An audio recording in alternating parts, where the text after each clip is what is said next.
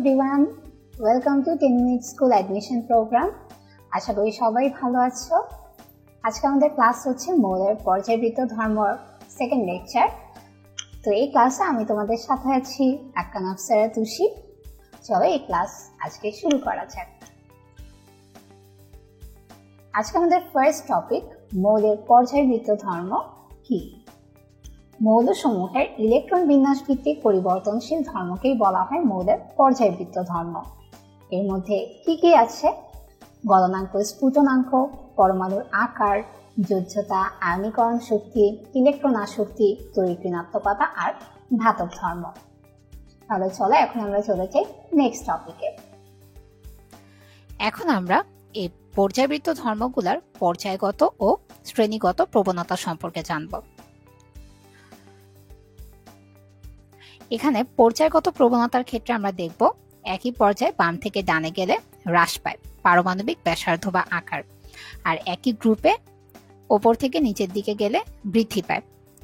এখন আমরা এটা ইজিলি মনে রাখার জন্য যেটা করব, যেসব পর্যায়বৃত্ত ধর্মের হ্রাস পায় পর্যায়গত প্রবণতায় সেগুলো আমরা মনে রাখবো, তাহলে কিন্তু অপোজিটটা আমরা এমনিই পারবো। তাহলে পর্যায়গত প্রবণতায় যেসব পর্যায়বৃত্ত ধর্মে হ্রাস পায় আমরা সেই 4টা পয়েন্ট জাস্ট মনে রাখবো। পারমাণবিক ব্যাসার্ধ বা আকার পর্যায়গত প্রবণতায় হ্রাস পায়, ধাতব ধর্ম হ্রাস পায়, বিজারণ ক্ষমতায় হ্রাস পায়, আর অক্সাইড যৌগের ক্ষারকীয় ধর্মে হ্রাস পায়। বাকি যা যা আছে সবগুলাতেই পর্যায়ে বৃদ্ধি পাবে, অর্থাৎ শ্রেণীতে হ্রাস পাবে। শুধু ব্যতিক্রম হচ্ছে যোজ্যতার ক্ষেত্রে। যোজ্যতার ক্ষেত্রে একই পর্যায়ে বাম থেকে ডানে গেলে বৃদ্ধি পাবে, আর একই গ্রুপে কোনো পরিবর্তন হয় না। তাহলে এবার পুরোটা আমরা একবার পড়ে ফেলি। পারমাণবিক ব্যাসার্ধ বা আকার বাম থেকে ডানে হ্রাস পাবে, একই গ্রুপে ওপর থেকে নিচের দিকে বৃদ্ধি পাবে। ধাতব ধর্ম বাম থেকে ডানে হ্রাস পাবে, ওপর থেকে নিচে একই গ্রুপে বৃদ্ধি পাবে। অধাতব ধর্ম বাম থেকে ডানে বৃদ্ধি পাবে, গ্রুপে হ্রাস পাবে। জারণ ক্ষমতা বৃদ্ধি পাবে, গ্রুপে হ্রাস পাবে। বিজারণ ক্ষমতা হ্রাস, বৃদ্ধি। যোজ্যতা, আয়নীকরণ শক্তি,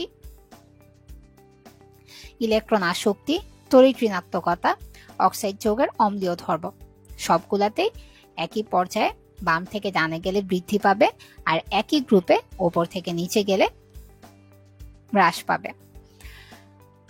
তাহলে আরেকবার একটু সামারাইজ করে দিচ্ছি, কোন কোন পর্যায়বৃত্ত ধর্মের ক্ষেত্রে একই পর্যায়ে বাম থেকে ডানে হ্রাস পাবে, একই গ্রুপে ওপর থেকে নিচের দিকে বৃদ্ধি পাবে। 4টা পয়েন্ট: পারমাণবিক ব্যাসার্ধ বা আকার, ধাতব ধর্ম, বিজারণ ক্ষমতা, আর অক্সাইড যৌগের ক্ষারকীয় ধর্ম। খুবই ইম্পর্টেন্ট একটা টপিক, তোমাদের পড়া হয়ে গেল।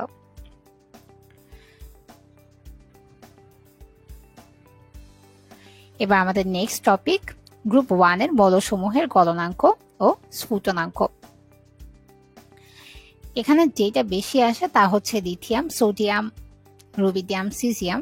পটাশিয়ামটা একটু কম আসে, তারপরে এটা পড়তে হবে।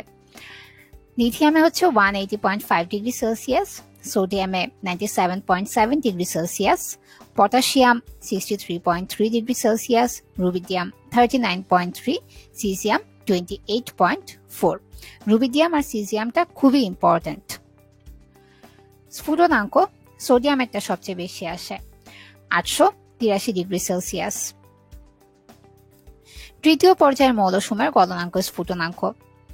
এখানে প্রত্যেকটার গলনাঙ্কই ইম্পর্টেন্ট। স্ফুটনাঙ্কের ক্ষেত্রে সোডিয়াম, ম্যাগনেসিয়াম আর হচ্ছে সিলিকন, এই তিনটার খুবই ইম্পর্টেন্ট। আবারও বলছি, সোডিয়াম, ম্যাগনেসিয়াম আর সিলিকন, এই তিনটার স্ফুটনাঙ্ক ইম্পর্টেন্ট, আর গলনাঙ্ক মোটামুটি সবগুলারই আসে। তাই এখানে গলনাঙ্কগুলা খুব ভালোভাবে পড়তে হবে। যেমন এখানে সোডিয়ামের গলনাঙ্ক 97.8 ডিগ্রি সেলসিয়াস, ম্যাগনেসিয়ামের 649, অ্যালুমিনিয়ামের 660, সিলিকন 1410 ডিগ্রি সেলসিয়াস। খুবই ইম্পর্টেন্ট সিলিকনের গলনাঙ্ক, স্ফুটনাঙ্ক। গলনাঙ্ক 1410 degree Celsius. Phosphorus -44°C, sulphur 112.8°C, chlorine -101°C, আর আর্গন -189.3°C। স্ফুটনাঙ্ক সোডিয়ামের হচ্ছে 883°C, ম্যাগনেসিয়ামের 1090°C, আর সিলিকনের 2355°C।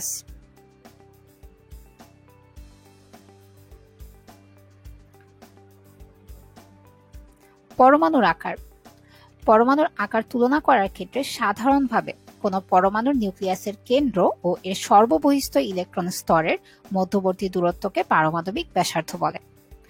মৌলের প্রকৃতির উপর নির্ভর করে পরমাণুর আকার দুইভাবে প্রকাশ করা হয়, একটা হচ্ছে সমযোজী ব্যাসার্ধ আর একটা ধাতব ব্যাসার্ধ। এখন আমরা সমযোজী ব্যাসার্ধ সম্পর্কে জানব। কোন মৌলের দুটি পরমাণুর একক সমযোজী বন্ধনে উভয় পরমাণুর নিউক্লিয়াসের মধ্যকার দূরত্বের অর্ধেককে ওই পরমাণুর সমযোজী ব্যাসার্ধ বলে। অর্থাৎ যখন দুইটা পরমাণু একক সমযোজী বন্ধনে আবদ্ধ থাকবে তখন ওই দুইটা পরমাণুর নিউক্লিয়াসের মধ্যকার দূরত্বের অর্ধেককে বলা হবে সমযোজী ব্যাসার্ধ। বিগত বছরের মেডিকেল অ্যাডমিশন টেস্টের কোয়েশ্চেন, কোন ব্যাসার্ধকে পারমাণবিক ব্যাসার্ধ বলা হয় বা সমযোজী ব্যাসার্ধের অপর নাম কি? পারমাণবিক ব্যাসার্ধ।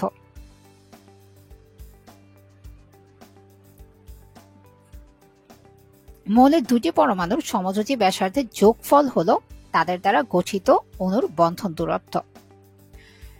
এখানে যেমন সমযোজী ব্যাসার্ধের উদাহরণ দেয়া আছে। হীরকের ক্ষেত্রে রঞ্জন রশ্মি বিবর্তন পরীক্ষা হতে এর দুইটা কার্বন পরমাণুর মধ্যকার আন্তঃনিউক্লিয়াস দূরত্ব 154 pm গণনা করা হয়। তাহলে সমযোজী ব্যাসার্ধ কত হবে? 154 এর অর্ধেক অর্থাৎ 77 pm। একইভাবে ক্লোরিন অণুর ক্ষেত্রে ক্লোরিন পরমাণুর নিউক্লিয়াসের দূরত্ব হচ্ছে 198 pm। তাহলে সমযোজী ব্যাসার্ধ কত হবে? 99 pm। ধাতুর কেলাসে পরস্পর সংলগ্ন দুটি পরমাণুর আন্তঃনিউক্লিয়ার দূরত্বের অর্ধেককে ওই ধাতুর ধাতব ব্যাসার্ধ বলে। ধাতব ব্যাসার্ধ সাধারণত সমযোজী ব্যাসার্ধ অপেক্ষা প্রায় 10 to 20% বেশি হয়। এটাও খুবই কমন একটা কোয়েশ্চেন মেডিকেল অ্যাডমিশন টেস্টের। ধাতব ব্যাসার্ধ সমযোজী ব্যাসার্ধ থেকে সাধারণত কত বেশি হয়? 10 থেকে 20%। সোডিয়াম ধাতুর কেলাসে পরস্পর সংলগ্ন দুটি সোডিয়াম পরমাণুর কেন্দ্র মধ্যবর্তী দূরত্ব হচ্ছে 372 pm। সুতরাং সোডিয়াম ধাতুর ব্যাসার্ধ হবে 186 pm। তাহলে এখন আমরা এই আপেক্ষিক পারমাণবিক ব্যাসার্ধের পর্যায় ভিত্তিক সম্পর্কটা কি সেটা দেখব। একই পর্যায়ে যতই বাম থেকে ডান দিকে যাওয়া যায় ততই একটা করে ইলেকট্রন যুক্ত হয়, কিন্তু স্তর সংখ্যা বাড়ে না। ফলে কার্যকর নিউক্লিয়ার চার্জ বৃদ্ধি পায়। আর কার্যকর নিউক্লিয়ার চার্জ বৃদ্ধি পেলে কি হবে? তখন ইলেকট্রন সমূহ নিউক্লিয়াস কর্তৃক আরো জোরে আকৃষ্ট হবে। আকৃষ্ট হলে তখন কি পরমাণুর আকারটা হ্রাস পাবে। তাহলে কি হচ্ছে? একই পর্যায়ে যতই বাম থেকে ডান দিকে যাওয়া যায় পারমাণবিক ব্যাসার্ধ ততই হ্রাস পাবে। যেমন এখানে আমরা দেখতে পাচ্ছি সোডিয়ামের পারমাণবিক ব্যাসার্ধ 186, ম্যাগনেসিয়ামের 160, অ্যালুমিনিয়ামের 143, সিলিকনের 117, ফসফরাসের 110, সালফারের 104 আর ক্লোরিনের 99 pm। এখানে যেই দুইটা খুব ইম্পর্ট্যান্ট তা হচ্ছে সোডিয়াম আর ক্লোরিন। সোডিয়ামের পারমাণবিক ব্যাসার্ধ 186 আর ক্লোরিনের 99 pm।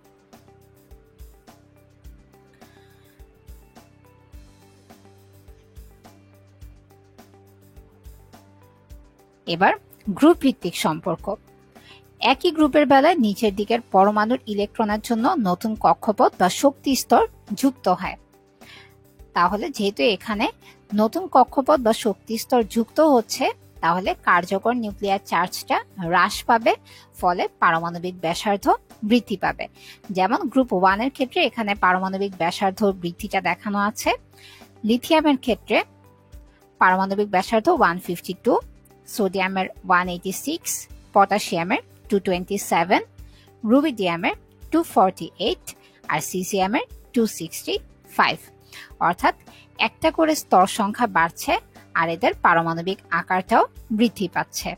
তাহলে একই গ্রুপে যতই ওপর থেকে নিচে যাওয়া যায় মৌলসমূহের পারমাণবিক ব্যাসার্ধ ততই বৃদ্ধি পেতে থাকে।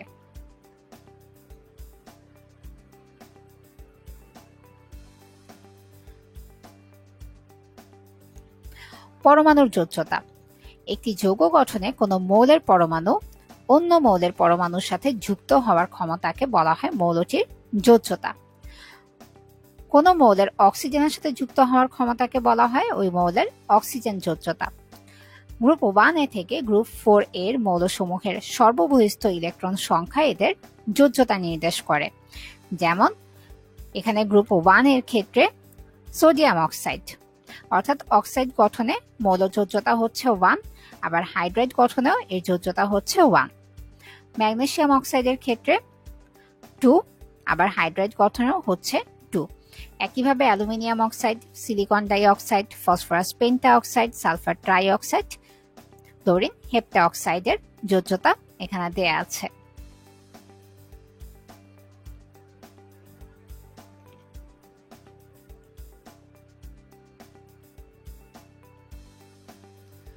আয়নীকরণ শক্তি। পরমাণুর কর্তৃক তড়িৎ চুম্বকীয় তরঙ্গ শোষিত হলে যোজ্যতা ইলেকট্রন উচ্চতর শক্তি স্তরে স্থানান্তরিত হয়, ফলে পরমাণুর ইলেকট্রন বিন্যাসের পরিবর্তন ঘটে। গ্যাসীয় অবস্থায় কোনো মৌলের এক মোল বিচ্ছিন্ন পরমাণু থেকে একটা করে ইলেকট্রন সরিয়ে একে গ্যাসীয় বিচ্ছিন্ন এক মোল একক ধনাত্মক আয়নে পরিণত করতে যেই পরিমাণ শক্তির প্রয়োজন হয় তাকে বলা হয় মৌলের আয়নীকরণ শক্তি বা বিভব। যেহেতু এত বড় সঙ্গে অ্যাডমিশন টেস্টে আসার কোনো সম্ভাবনা নেই, তাই আমাদের যেটা পড়তে হবে এখানে আয়নীকরণ শক্তিগুলার মান। তাহলে সোডিয়ামের আয়নীকরণ শক্তি কত? 400 প্লাস, প্লাস মাইনাসটা খেয়াল রাখতে হবে, এখানে প্লাস 496 কিলোজুল পার মোল। পটাশিয়ামের 419 কিলোজুল পার মোল আর ম্যাগনেসিয়ামের প্লাস 738 কিলোজুল পার মোল। এখন আমরা জানবো দ্বিতীয় আয়নীকরণ শক্তি কি। এক মোল একক চার্জ বিশিষ্ট ধনাত্মক আয়ন থেকে এক মোল দ্বি চার্জ বিশিষ্ট ধনাত্মক আয়ন সৃষ্টির জন্য প্রয়োজনীয় শক্তিকে বলা হয় দ্বিতীয় আয়নীকরণ শক্তি। যেমন এখানে এক মোল একক চার্জ বিশিষ্ট সোডিয়াম আয়ন থেকে এক মোল দ্বি চার্জ বিশিষ্ট সোডিয়াম আয়ন তৈরির জন্য যে পরিমাণ শক্তির প্রয়োজন হয়েছে তাকে আমরা বলবো দ্বিতীয় আয়নীকরণ শক্তি। এখানে সোডিয়ামের দ্বিতীয় আয়নীকরণ শক্তি কত? প্লাস 4562 কিলোজুল পার মোল। পটাশিয়ামের 3051 কিলোজুল পার মোল আর ম্যাগনেসিয়ামের 1450 কিলোজুল পার মোল। এই মানগুলা কিন্তু খুবই ইম্পর্টেন্ট। আসলে সরাসরি যেহেতু মেডিকেল অ্যাডমিশন টেস্টে আসে তাই একটু কষ্ট করে হলেও এই মানগুলা পড়তে হবে। আমরা মৌলের প্রথম ও দ্বিতীয় আয়নীকরণ শক্তি সম্পর্কে পড়লাম। এখন আমরা পড়ব মৌলের এই আয়নীকরণ শক্তির ওপর বিভিন্ন নিয়ামকের প্রভাব। তাহলে প্রথমেই আছে গ্রুপ ভিত্তিক সম্পর্ক। পরমাণুর আকার বৃদ্ধিতে আয়নীকরণ শক্তি হ্রাস পায়, অর্থাৎ একই গ্রুপে যতই ওপর থেকে নিচের দিকে যাওয়া যায় পরমাণুর আকার বৃদ্ধিতে এদের আয়নীকরণ শক্তি হ্রাস পেতে থাকে। এবার পর্যায় ভিত্তিক সম্পর্ক। উপশক্তি স্তর বৃদ্ধিতে আয়নীকরণ শক্তি বৃদ্ধি পায়, অর্থাৎ একই পর্যায়ে যতই বাম থেকে ডান দিকে যাওয়া যায় উপশক্তি স্তর তত বাড়তে থাকে, ফলে আয়নীকরণ শক্তিও বৃদ্ধি পেতে থাকে।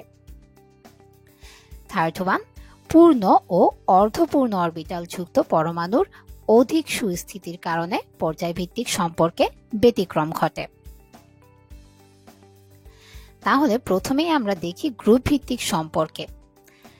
একই গ্রুপে মৌলসমূহের পারমাণবিক সংখ্যা বৃদ্ধির সাথে ইলেকট্রনের শক্তি স্তর বাড়ে, সর্ববহিস্থ ইলেকট্রন নিউক্লিয়াস থেকে ক্রমশ দূরবর্তী হয় এবং এর উপর নিউক্লিয়াসের আকর্ষণ কমে যায়, তাই আয়নীকরণ শক্তিও কম হয়।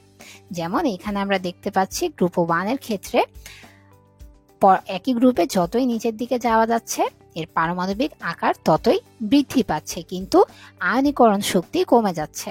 অর্থাৎ লিথিয়ামে কত? 520 কিলোজুল, সোডিয়ামে 496 কিলোজুল, পটাশিয়ামে আরো কমে হচ্ছে 419 কিলোজুল, রুবিডিয়ামে 403 কিলোজুল আর সিজিয়ামে 376 কিলোজুল। এবার পর্যায় ভিত্তিক সম্পর্কে, যে কোনো পর্যায়ে গ্রুপ 1 এর মৌলসমূহের আয়নীকরণ শক্তি সবচেয়ে কম এবং তা ক্রমান্বয়ে বৃদ্ধি পেয়ে কিছু ব্যতিক্রম সহ গ্যাস সমূহের আয়নীকরণ শক্তি সবচেয়ে বেশি হয়। অর্থাৎ গ্রুপ 1 মৌলসমূহের আয়নীকরণ শক্তি সবচেয়ে কম হচ্ছে, আর একই পর্যায়ে যতই বাম থেকে ডান দিকে যাওয়া যাচ্ছে মৌলসমূহের আয়নীকরণ শক্তি ক্রমান্বয়ে ততই বৃদ্ধি পাচ্ছে।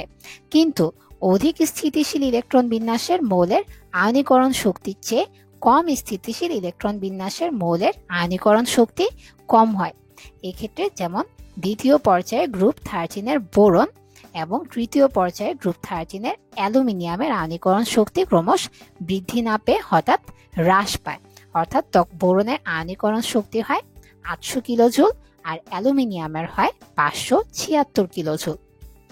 বোরনের আয়নীকরণ শক্তিটা কিন্তু খুবই ইম্পর্টেন্ট, বিগত কয়েক বছরে মেডিকেল অ্যাডমিশন টেস্টে এসেছে, তাই বোরনের আয়নীকরণ শক্তিটা ভালোভাবে পড়তে হবে। আবার একইভাবে নাইট্রোজেন অপেক্ষা অক্সিজেনের পারমাণবিক সংখ্যা বেশি হলেও নাইট্রোজেনের প্রথম আয়নীকরণ শক্তি অক্সিজেনের প্রথম আয়নীকরণ শক্তি অপেক্ষা বেশি। তাহলে নাইট্রোজেনের আয়নীকরণ শক্তি কত? প্লাস 1402 কিলোজুল পার মোল, আর অক্সিজেনের হচ্ছে প্লাস 1314 কিলোজুল পার মোল। অক্সিজেনের আয়নীকরণ শক্তিটা কিন্তু খুবই সহজ, 1314 কিলোজুল পার মোল, এটা যেন ভুল না হয়। নাইট্রোজেন, অক্সিজেন, বোরন এই তিনটার আয়নীকরণ শক্তি অ্যাডমিশন টেস্টের জন্য খুবই ইম্পর্টেন্ট, ভালোভাবে পড়বে। এবার আমরা পড়ব ইলেকট্রন আসক্তি কি। গ্যাসীয় অবস্থায় কোনো মৌলের এক মোল বিচ্ছিন্ন পরমাণু প্রত্যেকে একটি করে 1 মোল ইলেকট্রনের সাথে যুক্ত হয়ে গ্যাসীয় বিচ্ছিন্ন 1 মোল একক ঋণাত্মক চার্জযুক্ত আয়ন সৃষ্টি হলে যে পরিমাণ শক্তি নির্গত হয় তাকে সে মৌলের ইলেকট্রন আসক্তি বলে। আর এর মান ঋণাত্মক, একে প্রকাশ করা হয় কি দিয়ে? ই এ দ্বারা প্রকাশ করা হয়। ইলেকট্রন আসক্তির মান ধনাত্মক হবে না ঋণাত্মক হবে তা পরমাণুটির ইলেকট্রন বিন্যাস ও ইলেকট্রন গ্রহণ করে সৃষ্ট ঋণাত্মক আয়নের উপর নির্ভর করে। যেমন অপূর্ণ পি অরবিটাল যুক্ত পরমাণু সমূহ ইলেকট্রন গ্রহণ করে, এদের ইলেকট্রন গ্রহণের আসক্তি বেশি থাকে এবং এদের ইলেকট্রন আসক্তির মান বেশি ঋণাত্মক হয়। আবার এস ব্লকের ধাতুর পরমাণুর ইলেকট্রন আসক্তির মান কম, যেমন 1A গ্রুপের মৌল, আর প্রায় শূন্য হয় 2A গ্রুপের মৌলের ক্ষেত্রে। এরপর পূর্ণ পি অরবিটাল পরমাণু যেমন নোবেল গ্যাসের বেলায় কার্যকর nuclear charge NH2 NP6 electron মেঘ দ্বারা রুদ্ধ হয়ে যায়, তাই নিয়ন, আর্গন, ক্রিপ্টন, জেনন ইত্যাদি ইলেকট্রন আসক্তির মান ধনাত্মক হতে বাধ্য। তাহলে আমরা কি জানলাম? যে অপূর্ণ পি অরবিটালের ইলেকট্রন আসক্তির মান বেশি ঋণাত্মক হয়, গ্রুপ 1A মৌলের ইলেকট্রন আসক্তির মান কম হয়, গ্রুপ 2A মৌলের ক্ষেত্রে প্রায় শূন্য হয়, আর পূর্ণ পি অরবিটাল যুক্ত পরমাণুর ক্ষেত্রে এদের ইলেকট্রন আসক্তির মান ধনাত্মক হতে বাধ্য। এখন আমরা জানবো ইলেকট্রন আসক্তির বৈশিষ্ট্য কি। কোন মৌলের ইলেকট্রন আসক্তির মান যত বেশি সেই মৌলটির জারণ ক্ষমতা তত বেশি হবে। মৌলগুলোর আসক্তির মান বেশি, সেই জন্য এরা জারক পদার্থ রূপে ক্রিয়া করে। সেকেন্ড পয়েন্ট, কোন মৌলের ইলেকট্রন আসক্তির মান যত বেশি হয় মৌলটির আয়নিক বন্ধন তত বেড়ে যায়। থার্ড পয়েন্ট, কোন মৌলের ইলেকট্রন আসক্তি বেশি হলে এর তড়িৎ ঋণাত্মকতা বৃদ্ধি পায়। তাহলে আমরা যেটা জানলাম যে ইলেকট্রন আসক্তির মান বেশি হলে জারণ ক্ষমতা বেশি হবে, এর আয়নিক বন্ধন তত বেড়ে যাবে, আবার এর তড়িৎ ঋণাত্মকতাও বৃদ্ধি পাবে। এখন আমরা পড়ব মৌলের ইলেকট্রন আসক্তির ওপর বিভিন্ন নিয়ামকের প্রভাব। যেমন গ্রুপ ভিত্তিক সম্পর্কের ক্ষেত্রে পরমাণুর আকার বৃদ্ধিতে ইলেকট্রন আসক্তি হ্রাস পায়, অর্থাৎ একই গ্রুপে যত ওপর থেকে নিচে যাওয়া যায় ইলেকট্রন আসক্তির মান তত হ্রাস পেতে থাকে। আবার একই পর্যায়ে যত বাম থেকে ডানে যাওয়া যায়, নিউক্লিয়ার চার্জ বৃদ্ধিতে ইলেকট্রন আসক্তি তত বৃদ্ধি পায়।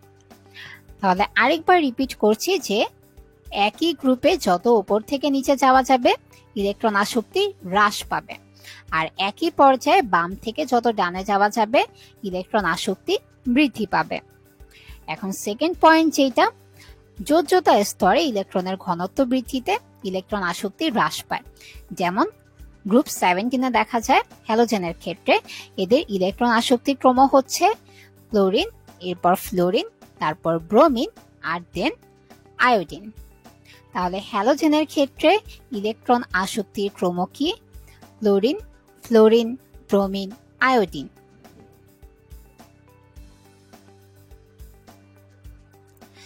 এবার আমরা পড়ব তড়িৎ ঋণাত্মকতা। কোন সমযোজী যৌগের অণুতে দুটি ভিন্ন মৌলের পরমাণুর মধ্যে শেয়ারকৃত বন্ধন ইলেকট্রন যুগলকে একটা পরমাণু নিজের দিকে বেশি আকর্ষণ করার ক্ষমতাকে বলা হয় সেই মৌলের তড়িৎ ঋণাত্মকতা। আমরা ইলেকট্রন আসক্তিও পড়লাম, তড়িৎ ঋণাত্মকতাও পড়লাম। এখন আমরা এই ইলেকট্রন আসক্তি আর তড়িৎ ঋণাত্মকতার মধ্যে তুলনামূলক পার্থক্যটা জানব। একই সাথে এদের আমাদের বৈশিষ্ট্যটাও পড়া হয়ে যাবে। তাহলে শুরু করা যাক। প্রথমে আসি ইলেকট্রন আসক্তিতে। গ্যাসীয় অবস্থায় কোনো মৌলের এক মোল বিচ্ছিন্ন পরমাণুর প্রত্যেকে একটি করে ইলেকট্রন যুক্ত করে এক মোল ঋণাত্মক আয়নে পরিণত হতে যেই পরিমাণ শক্তি নির্গত হয় তাকে ওই মৌলের ইলেকট্রন আসক্তি বলে। এককটা খুবই ইম্পর্ট্যান্ট, একক কি? কিলোজুল পার মোল। আর তড়িৎ ঋণাত্মকতা কি? আমরা একটু আগেই পড়েছি এর সংজ্ঞা, আর এর একক কি? শূন্য। পর্যায়গত সম্পর্ক, এটাও একটু আগেই জেনেছি যে একই পর্যায়ে মৌলসমূহের মধ্যে বাম থেকে ডান দিকে ইলেকট্রন আসক্তি বৃদ্ধি পায়। তড়িৎ ঋণাত্মকতাও একই, কারণ আমরা একটু আগেই পড়লাম যে ইলেকট্রন আসক্তি বৃদ্ধি পেলে জারণ ক্ষমতা বাড়বে, তড়িৎ ঋণাত্মকতাও বাড়বে। তাহলে তড়িৎ ঋণাত্মকতাও একই পর্যায়ে মৌলসমূহের মধ্যে বাম থেকে ডান দিকে বৃদ্ধি পায়। এরপর গ্রুপ বা শ্রেণীগত সম্পর্কও সেম, যে উপর থেকে নিচে গেলে ইলেকট্রন আসক্তি, তড়িৎ ঋণাত্মকতা দুইটাই হ্রাস পাবে।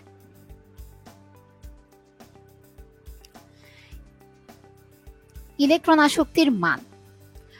মৌলের ইলেকট্রন আসক্তির মান বিভিন্ন মৌলভেদে ধনাত্মক, ঋণাত্মক ও শূন্য হতে পারে। যেমন ফ্লোরিনের কি? -328 কিলোজুল পার মোল, নাইট্রোজেনের +7, হিলিয়ামের 0। এরপর তড়িৎ ঋণাত্মকতার মান। মৌলের তড়িৎ ঋণাত্মকতা সব মৌলের বেলায় ধনাত্মক মান হয়। তড়িৎ ঋণাত্মকতা ঋণাত্মক বা শূন্য হয় না, যেমন ফ্লোরিনের 4, নাইট্রোজেনের 3 আর বেরিলিয়ামের 1.5। এরপর জারণ বিজারণ ধর্ম। কোন মৌলের ইলেকট্রন আসক্তি যত বেশি হবে তার জারণ ক্ষমতা তত বেশি হবে। আবার তড়িৎ ঋণাত্মকতার ক্ষেত্রে কোন মৌলের তড়িৎ ঋণাত্মকতা যত বেশি হবে তার জারণ ক্ষমতা তত বেশি হবে, অর্থাৎ মৌলটি তত বেশি শক্তিশালী জারণ হয়, যেমন ফ্লোরিন, ক্লোরিন, ব্রোমিন, আয়োডিন। আর এই ক্ষেত্রে কিন্তু ইলেকট্রন আসক্তিতে ক্রমটা একটু ভিন্ন ছিল। কি ছিল? এখানে আগে হবে ক্লোরিন, এরপর ফ্লোরিন, তারপর ব্রোমিন, এরপর আয়োডিন। শেষ ফল, অধাতব মৌলের ইলেকট্রন আসক্তির মাত্রা ওই পরমাণুর অ্যানায়ন গঠনের প্রবণতা সম্পর্কে ধারণা দেয়, ফলে আয়নিক যৌগ গঠনে ওই মৌল অধিক সক্রিয় হয়। আর তড়িৎ ঋণাত্মকতার ক্ষেত্রে সমযোজী যৌগ অণুতে দুটি পরমাণুর তড়িৎ ঋণাত্মকতার পার্থক্য থেকে ওই অণুতে সৃষ্ট পোলারিটির মাত্রা সম্পর্কে ধারণা দেয়।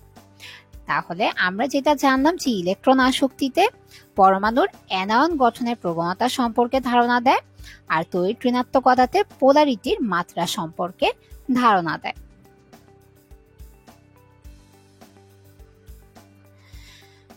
সমযোজী অণুর উভয় পরমাণুর এই তড়িৎ ঋণাত্মকতার পার্থক্যটা কত হবে?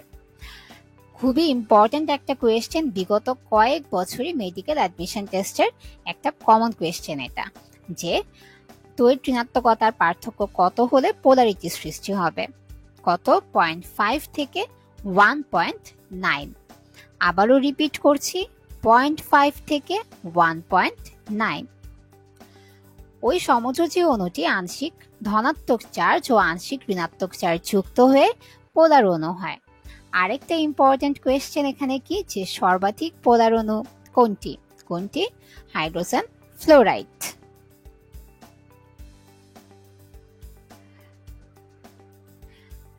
এখন আমরা পড়ব মৌলের তড়িৎ ঋণাত্মকতা নিয়ামকের প্রভাব। যেমন পরমাণুর আকার বৃদ্ধিতে তড়িৎ ঋণাত্মকতা হ্রাস পায়, নিউক্লিয়ার চার্জ বৃদ্ধিতে তড়িৎ ঋণাত্মকতা বৃদ্ধি পায়। পাউলিং স্কেল মতে ফ্লোরিনের তড়িৎ ঋণাত্মকতার মান হলো 4। এটাও বিগত বছরের মেডিকেল অ্যাডমিশন টেস্টের কোয়েশ্চেন।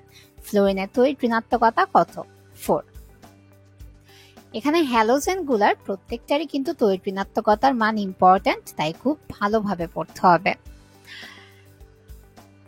এখন আসি আমরা নেক্সট টপিকে, যে কোনো পর্যায়ের বাম দিক থেকে যতই ডান দিকে যাওয়া যায় মৌলের তড়িৎ ঋণাত্মকতা ততই বৃদ্ধি পায়।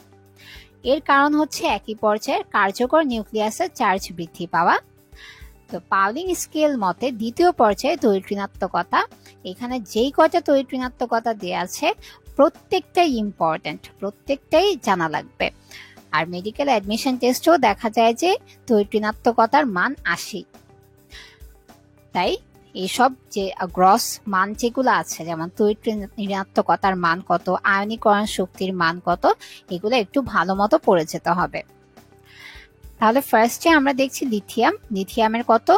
2, beryllium 1.5, boron 2, carbon 2.5, nitrogen 3, oxygen 3.5 আর ফ্লোরিনের 4।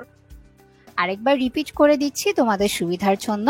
লিথিয়ামের 2, বেরিলিয়ামের 1.5, বোরন 2, কার্বন 2.5, নাইট্রোজেন 3, অক্সিজেন 3.5 আর ফ্লোরিনের 4। এখন আমরা পড়ব মৌলের রাসায়নিক ধর্মের উপর আয়নীকরণ শক্তি ও ইলেকট্রন আসক্তির প্রভাব। মৌলের আয়নীকরণ শক্তির মান যত কম হবে এর ধাতব ধর্ম প্রবল হবে, ফলে বিজারণ ক্ষমতা তত বেশি হবে, অর্থাৎ মৌলটি প্রবল বিচারক হবে। আবার ইলেকট্রন আসক্তির মান যত বেশি হবে এদের অধাতব ধর্ম প্রবল হবে আর জারণ ক্ষমতা তত বেশি হবে, অর্থাৎ মৌলটি প্রবল জারক হবে। তাহলে আরেকবার রিপিট করছি যে আয়নীকরণ শক্তির মান কম হলে বিজারণ ক্ষমতা বেশি হবে, আর ইলেকট্রন আসক্তির মান বেশি হলে জারণ ক্ষমতা বেশি হবে। আয়নীকরণ শক্তির ওপর পরমাণুর আকারের প্রভাব। এন এর মান যত বেশি হবে পরমাণুর আকার তত বড় হয়, ফলে যোজ্যতার স্তরের ওপর নিউক্লিয়াসের আকর্ষণ কম হবে, এতে আয়নীকরণ শক্তিটাও কম হয়। যেমন গ্রুপ 1 এর ধাতু সমূহের পরমাণুর আকার বৃদ্ধির সাথে সাথে এদের আয়নীকরণ শক্তিও কমতে থাকে। তাহলে এইখানে গ্রুপ 1 এর ধাতু সমূহের আয়নীকরণ শক্তির মান দেয়া আছে।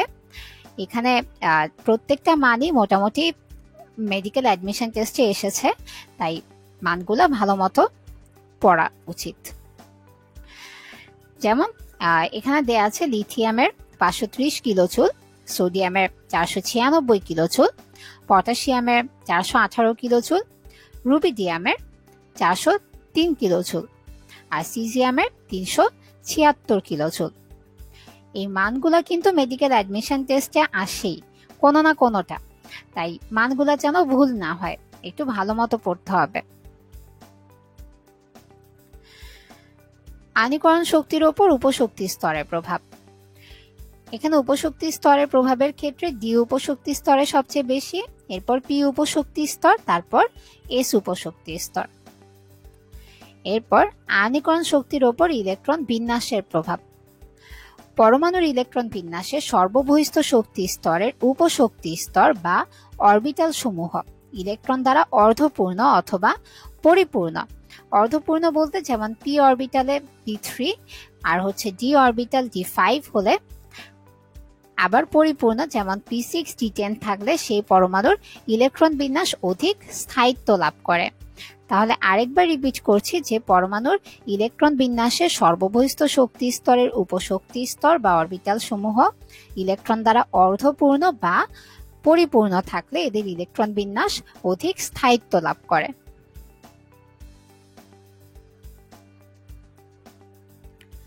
ইলেকট্রন আসক্তির ওপর উপশক্তি স্তরের প্রভাব।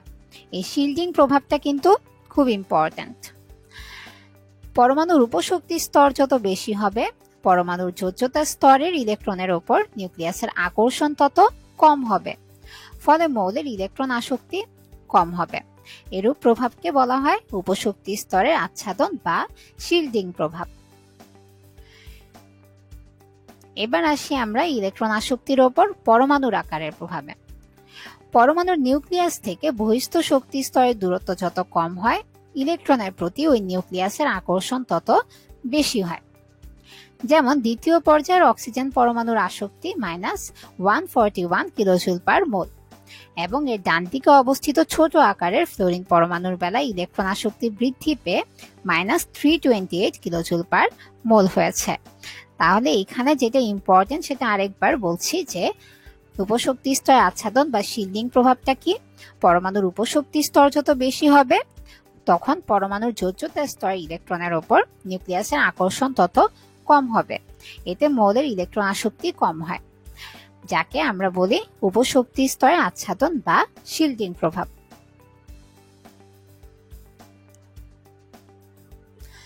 ইলেকট্রন আসক্তির ওপর ইলেকট্রন বিন্যাসের প্রভাব। মৌলের ইলেকট্রন আসক্তি মৌলটির পরমাণুর সর্বশেষ শক্তি স্তরের ইলেকট্রন বিন্যাসের অষ্টক পূর্ণ করার প্রবণতাকে বোঝায়।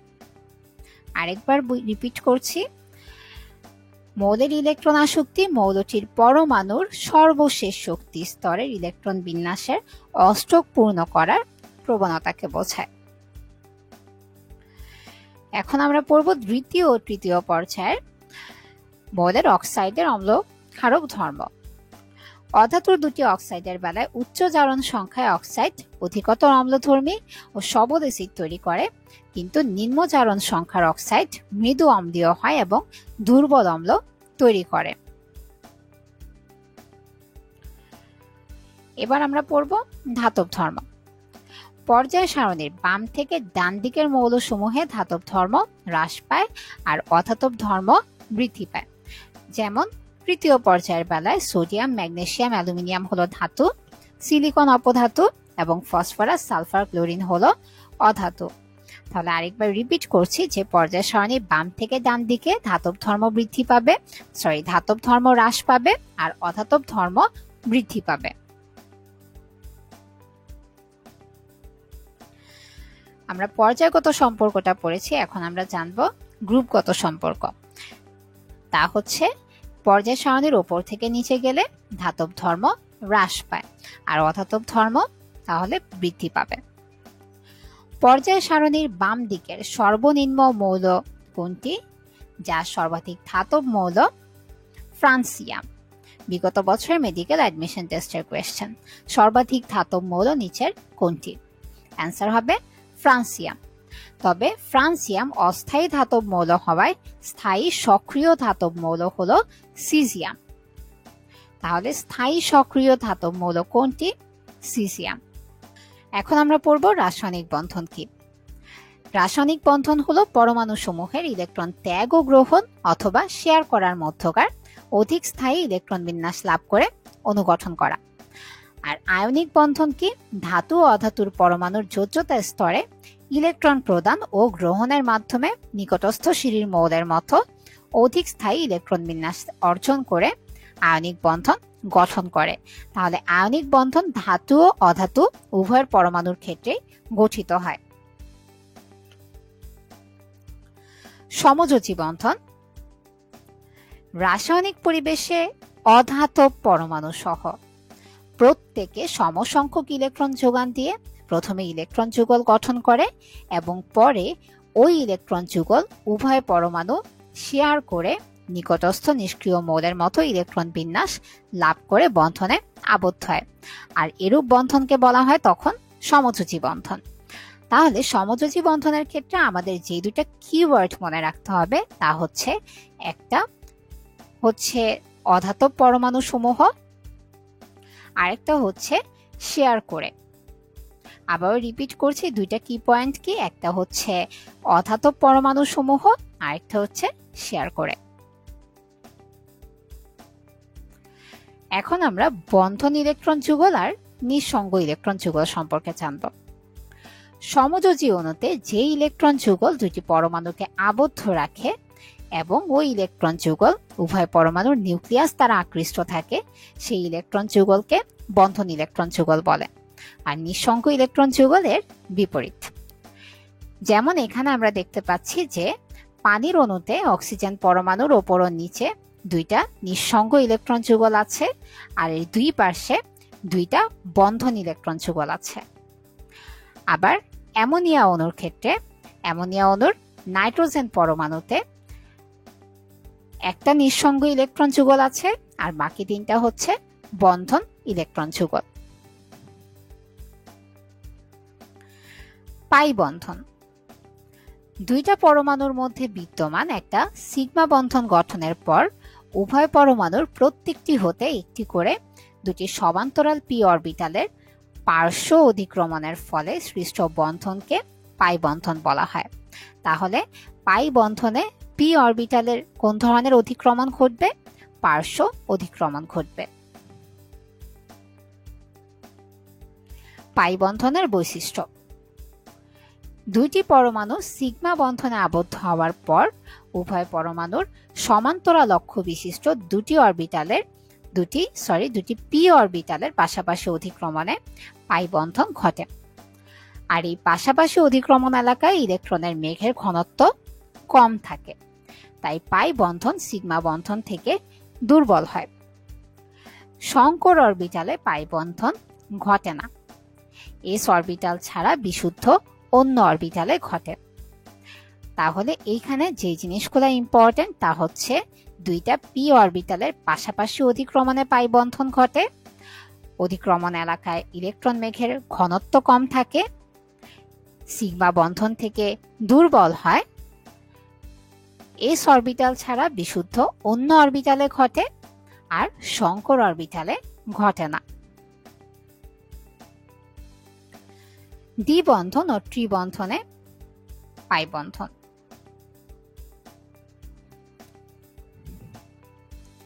দুইটা পরমাণুর মধ্যে যখন দ্বিবন্ধন থাকে তখন একটা সিগমা বন্ধন আর অপরটা পাই বন্ধন হয়। দুইটা পরমাণুর মধ্যে ত্রিবন্ধন থাকলে একটা সিগমা আর দুইটা পাই বন্ধন হয়। যেমন ইথিলিনের অণুতে এই দুইটা কার্বন পরমাণুর মধ্যে একটা সিগমা আর একটা পাই, আর সব সিএইচ বন্ধনই হচ্ছে সিগমা বন্ধন। আবার অ্যাসিটিলিন যৌগের অণুতে কার্বন কার্বন ত্রিবন্ধনের মধ্যে একটা সিগমা বন্ধন আর দুইটা পাই বন্ধন, আর সিএইচ বন্ধনগুলা সিগমা বন্ধন। এখন আমরা জানব কোন ধরনের অক্সাইড অম্লধর্মী আর কোন ধরনের অক্সাইড ক্ষারধর্মী।